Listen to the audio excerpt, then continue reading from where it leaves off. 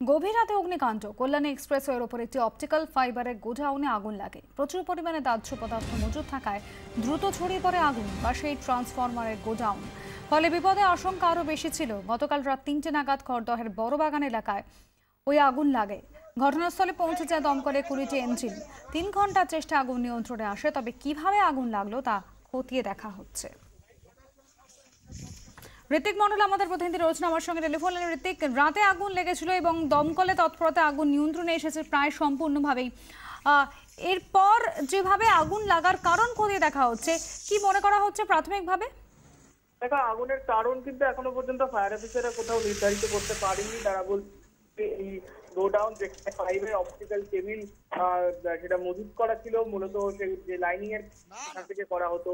BSNL, Airtel এই সমস্ত telecom সংস্থার ফাইবার অপটিক্যাল কেবিল সেগুলো বিশাল পরিমাণে মজুত করা ছিল খোলা আকাশের নিচে। এবং এই গোডাউনে কিন্তু নিজস্ব কোনো ফায়ার ফাইটিং সিস্টেমও ছিল না, ফলে একটা সময় তাদের আগুন নিয়ন্ত্রণের বেশ খানিকটা বেগও পেতে হয়েছিল। আশেপাশের পুকুর থেকে জল নিয়ে আগুন নিয়ন্ত্রণে আনতে হয়েছে এবং বেশ কয়েক ঘন্টা সময় লেগেছে। ইতিমধ্যেই তদন্তকারী অফিসাররা তারা ঘটনাস্থলে পৌঁছেছে এবং তারা মনে করছেন যে এই বিষয়টার তদন্তের প্রয়োজন রয়েছে।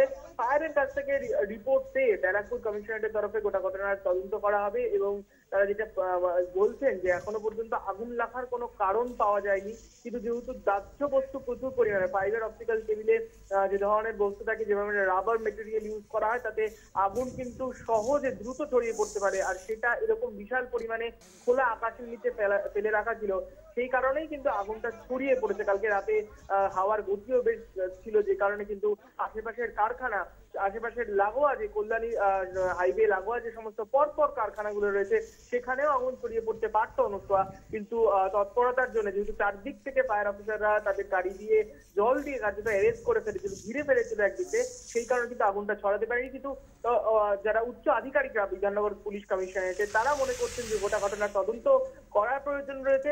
ফায়ার তাদের প্রাথমিক রিপোর্টে যদি ইঙ্গিত দেয় যে কোনো রকম অর্থাৎ কোনো রকম ত্রুটি ছিল যারা সংস্থা যাদের তরফে এই বিশাল পরিমাণে ফাইবার অপটিক্যাল কেবিল ওখানে মজুত করা ছিল, সেই রিপোর্ট পাওয়ার পরই তারা তদন্ত এগিয়ে নিয়ে যায় বলে জানানো হয়েছে।